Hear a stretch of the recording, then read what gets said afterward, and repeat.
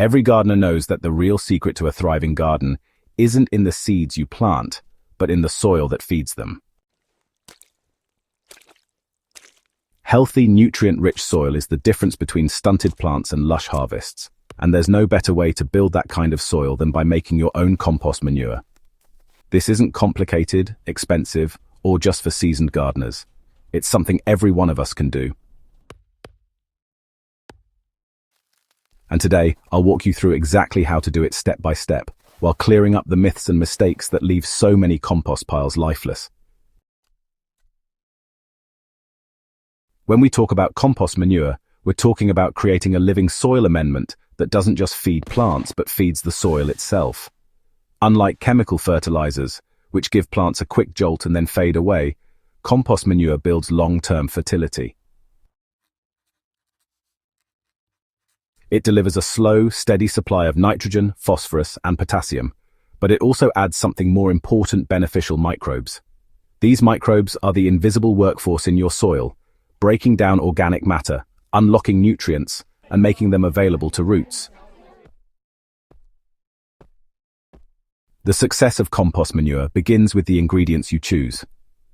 A good compost pile needs a balance of carbon-rich materials, often called browns, and nitrogen-rich materials, known as greens. Browns include dry leaves, shredded cardboard straw, and even sawdust in small amounts. Greens are your fresh materials: grass clippings, vegetable peels, coffee grounds, and even weeds before they set seed. Now let's talk about structure.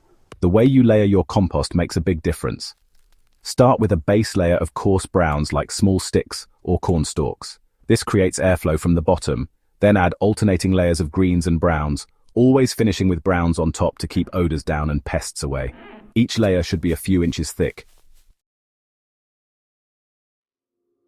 The key is moisture. Compost should feel like a wrung-out sponge, not soggy, not bone-dry. If it's too dry, sprinkle in some water. If it's too wet, add more browns.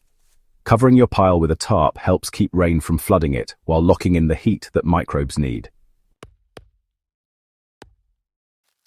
This prevents the pile from going anaerobic and speeds up decomposition dramatically. You'll notice that after turning, the pile heats back up. This is a sign the microbes are active and thriving.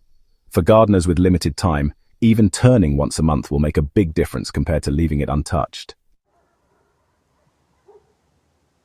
Patience is part of composting, but you'll know when the wait is over. Finished compost manure should be dark brown, crumbly, and smell like fresh forest soil.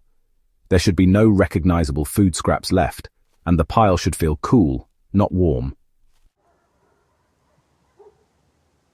Depending on the season, your mix of materials, and how often you turn it, this can take anywhere from 3 to 6 months. Don't rush it. Immature compost can harm plants rather than help them. A simple test is to fill a small pot with compost and sow fast-growing seeds like radishes. If they germinate well and grow strong, your compost manure is ready for the garden. Once your compost manure is ready, it's time to put it to work.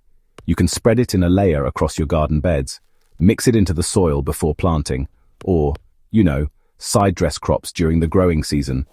For heavy feeders like tomatoes, squash and corn, compost provides steady nutrition all season long. And for lighter feeders such as herbs and lettuce, it enriches the soil without overloading them.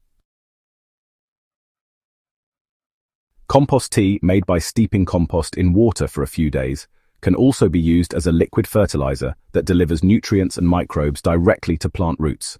Honestly, think of compost manure as your garden's multivitamin. It's safe, natural, and really effective.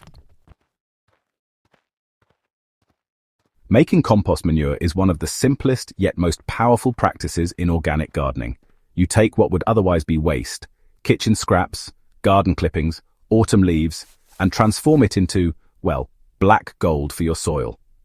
It doesn't cost you a single penny, and it eliminates the need for chemical fertilizers that can damage soil health in the long run. More importantly, it connects you to a cycle of renewal that every gardener should experience. If you're serious about building healthy soil and growing abundant crops, compost manure isn't optional. It's essential. If you found this guide helpful, don't forget to hit subscribe to Gentle Herb Living, tap the bell for weekly tips, and share this video with someone who's still buying bags of fertilizer at the shop.